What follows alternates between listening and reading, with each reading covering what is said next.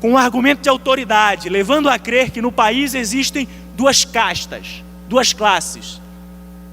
Aquela que está por cima, que numa simples expressão de opinião, de liberdade de expressão, demonstra a sua indignação com a atual situação das decisões judiciais da Corte Suprema do país, dizendo que sente vergonha. A reação inicial, imediata, é voz de prisão, uma repreensão sumária, para justamente não dar margem para este tipo de manifestação legítima, que nós vimos da parte de um cidadão, que poderia ser qualquer um, porque, como eu disse, grande parte da população brasileira hoje não enxerga no Supremo Tribunal Federal uma corte imune a críticas.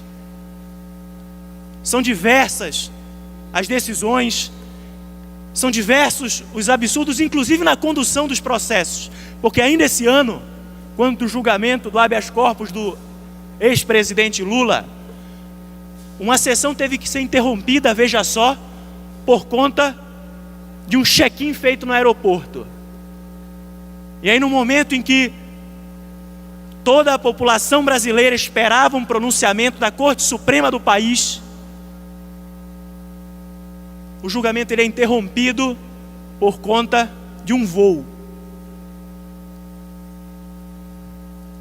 Então, presidente, a conclusão é que, infelizmente, as instituições, elas são indissociáveis das pessoas, dos membros que a compõem. E mesmo que as pessoas que estão hoje na Presidência da República, no Congresso, no Supremo Tribunal Federal, talvez não estejam mais amanhã, os efeitos dos erros que elas cometem são sentidos muito além do que o tempo que elas lá estão. Boa tarde, presidente, senhoras e senhores vereadores, cidadãos que nos escutam. Presidente, eu venho a essa tribuna nessa tarde para tratar, para falar, deixar um posicionamento acerca do que aconteceu ontem, quando, em um voo, um cidadão interpelou o ministro do Supremo, Ricardo Lewandowski, e lhe disse que sentia vergonha, que o Supremo Tribunal Federal, para ele, era motivo de vergonha.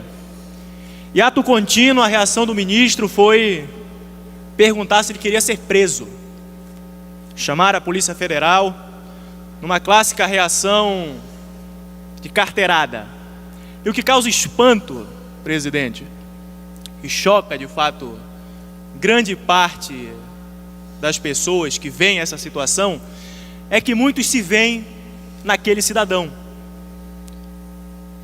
A crise de credibilidade que assola as instituições do país faz com que hoje boa parte da população brasileira veja o Supremo Tribunal Federal com vergonha.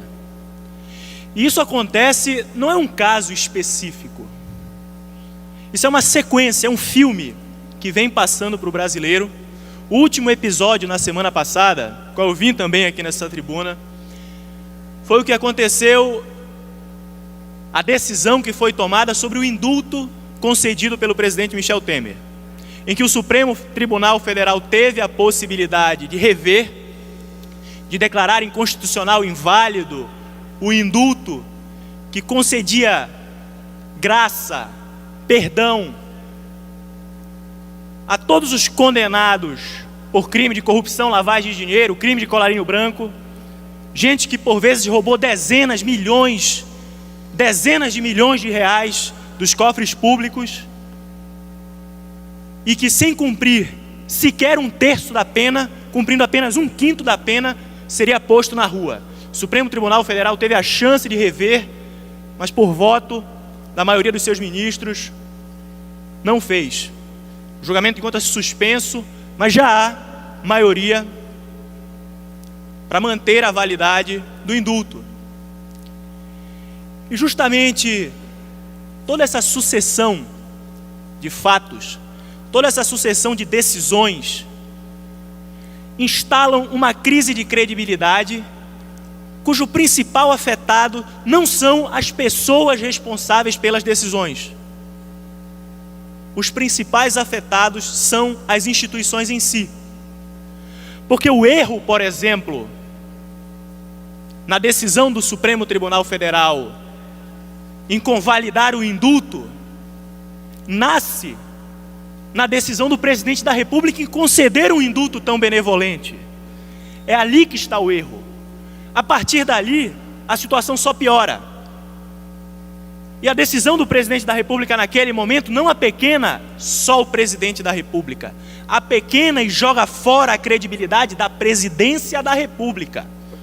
Seja o presidente o atual, seja o presidente qualquer outro que virá, porque paga também um pedágio pelos erros e pela perda de credibilidade que as ações de hoje geram no futuro. Isso acontece na presidência da República e acontece também no Supremo Tribunal Federal. Porque a população observa a quantidade de criminosos, de acusados, com um arcabouço probatório, evidências em cima de evidências, sendo postos em liberdade, por habeas corpus em profusão. Isso cria um reflexo.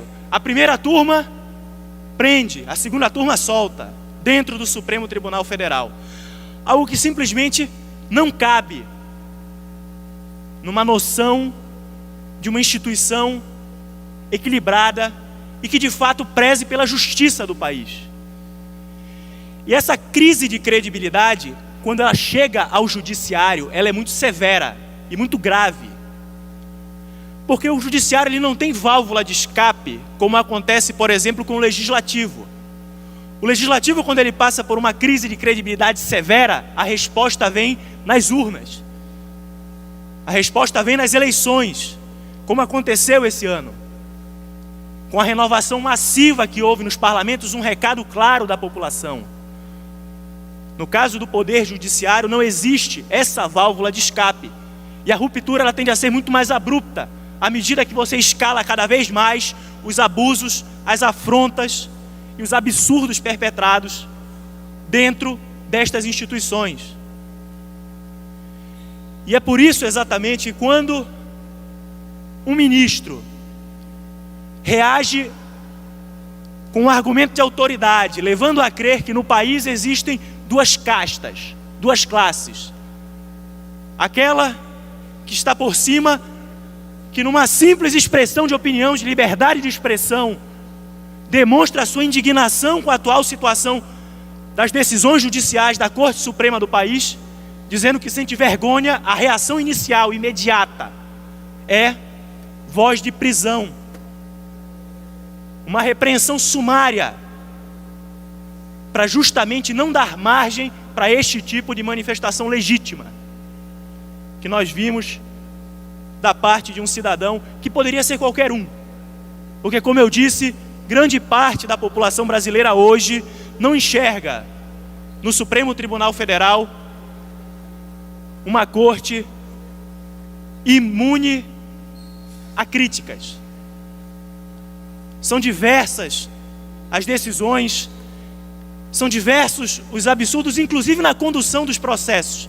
Porque ainda esse ano, quando do julgamento do habeas corpus do ex-presidente Lula, uma sessão teve que ser interrompida, veja só, por conta de um check-in feito no aeroporto. E aí, no momento em que toda a população brasileira esperava um pronunciamento da Corte Suprema do país, o julgamento é interrompido por conta de um voo. Então, presidente, a conclusão é que, infelizmente, as instituições, elas são indissociáveis das pessoas, dos membros que a compõem. E mesmo que as pessoas que estão hoje na Presidência da República, no Congresso, no Supremo Tribunal Federal, talvez não estejam mais amanhã, os efeitos dos erros que elas cometem são sentidos muito além do que o tempo que elas lá estão. E a crise de credibilidade que chega hoje ao judiciário que se apresenta hoje no judiciário de forma crescente, inclusive intensificada por conta deste tipo de gesto, é grave e severa justamente por não dispor o judiciário de uma válvula de escape tal qual existe no Poder Executivo e no Poder Legislativo, que são as eleições, o sufrágio. Então, eu deixo aqui a minha indignação e a minha preocupação com o rumo que estão tomando as instituições brasileiras. Muito obrigado.